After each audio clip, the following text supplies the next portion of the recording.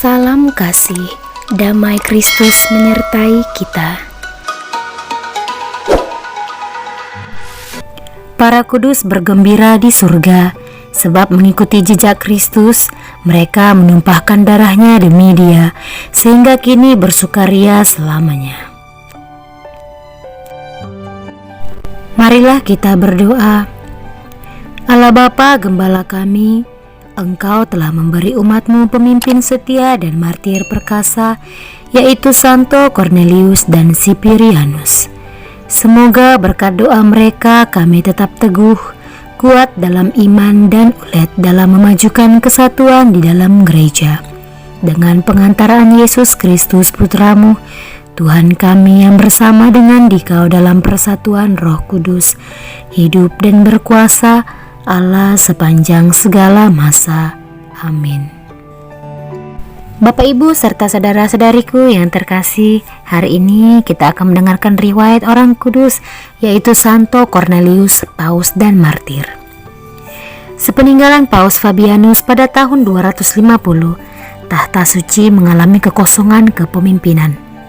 Masalah-masalah yang menyelimuti gereja terus saja meningkat, dan akhirnya pada 25 Maret 251 kekosongan itu terisi lagi oleh terpilihnya Cornelius sebagai paus.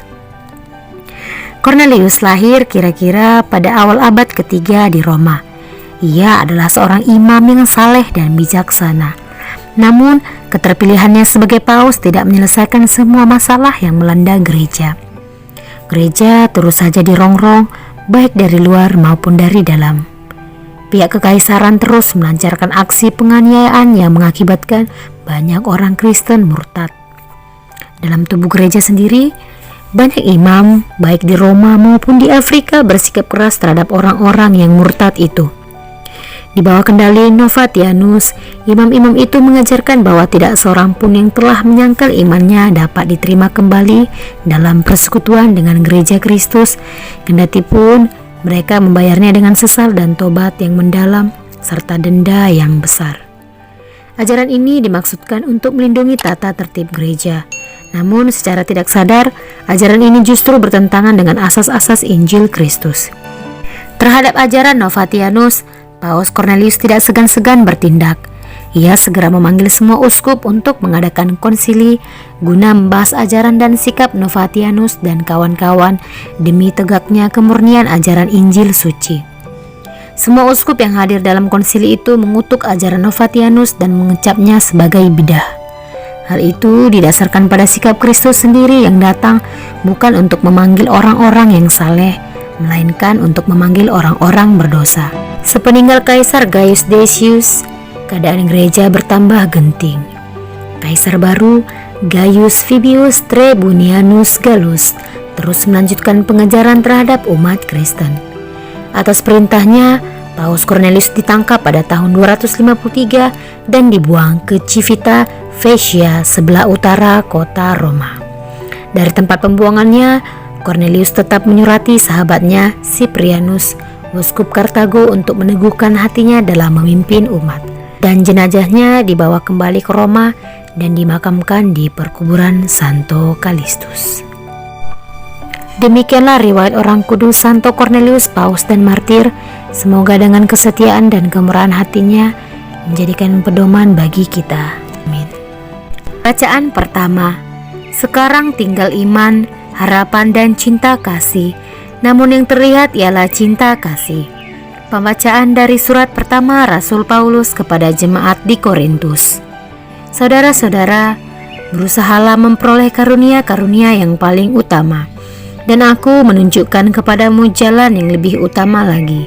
Sekalipun aku dapat berbicara dalam semua bahasa manusia dan malaikat, tetapi jika tidak mempunyai kasih, aku seperti gong yang bergaung atau canang yang gemerincing.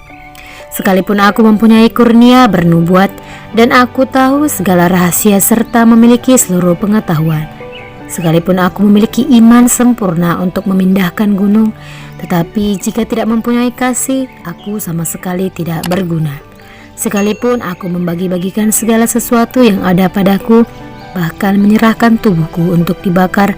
Tetapi jika tidak mempunyai kasih, sedikit pun tidak ada faedahnya bagiku. Kasih itu sabar, murah hati dan tidak cemburu. Kasih itu tidak memegahkan diri, tidak sombong dan tidak bertindak kurang sopan. Kasih tidak mencari keuntungan diri sendiri, tidak cepat marah dan tidak menyimpan kesalahan orang lain. Kasih tidak bersuka cita atas kelaliman, tetapi atas kebenaran. Kasih menutupi segala sesuatu, percaya akan segala sesuatu, mengharapkan segala sesuatu, dan sabar menanggung segala sesuatu. Kasih tidak berkesudahan. Nubuat akan berakhir, bahasa roh akan berhenti, dan pengetahuan akan lenyap. Sebab pengetahuan kita tidak lengkap dan nubuat kita tidak sempurna. Tetapi bila yang sempurna tiba, hilanglah yang tidak sempurna. Ketika masih kanak-kanak, aku berbicara seperti kanak-kanak, merasa seperti kanak-kanak, dan berpikir seperti kanak-kanak pula. Tetapi sekarang, setelah menjadi dewasa, aku meninggalkan sifat kanak-kanak itu. Sekarang kita melihat gambaran samar-samar seperti dalam cermin, tetapi nanti dari muka ke muka. Sekarang aku mengenal secara tidak sempurna, tetapi nanti aku akan mengenal secara sempurna sebagaimana aku sendiri dikenal. Demikianlah tinggal ketiga hal ini, iman, harapan, dan kasih. Namun yang terbesar di antaranya ialah kasih.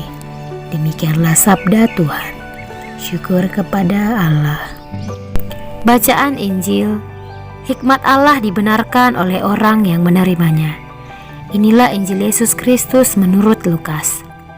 Sekali peristiwa, berkatalah Yesus kepada orang banyak, "Dengan apakah akan kuumpamakan orang-orang dari angkatan ini? Mereka sama dengan anak-anak yang duduk di pasar dan berseru-seru. Kami meniup seruling bagimu, tetapi kalian tidak menari. Kami menyanyikan kidung duka, tetapi kalian tidak menangis. Sebab ketika Yohanes Pembaptis datang, dan ia tidak makan roti dan tidak minum anggur, kalian berkata, ia kerasukan setan. Kemudian Anak Manusia datang, ia makan dan minum, dan kalian berkata, lihatlah seorang pelahap dan peminum, sahabat pemungut cukai dan orang berdosa. Tetapi hikmat dibenarkan oleh semua orang yang menerimanya." Demikianlah Injil Tuhan. Terpujilah Kristus. Bapak, Ibu, serta saudara-saudariku yang terkasih, hari ini kita akan mendengarkan renungan tentang kekuatan cinta. Kita tahu betapa mudahnya memotong cabang dari pohon dengan kapak yang tajam, namun kita juga tahu bahwa tidak mungkin untuk memasang kembali ke pohon tersebut. Ketika kekuasaan dan kekuatan disalahgunakan, maka konsekuensinya menyerang dan merusak. Karenanya kita tahu bahwa lebih mudah untuk merusak daripada memperbaiki, lebih mudah untuk menyakiti daripada menyembuhkan, dan lebih mudah membenci daripada mencintai.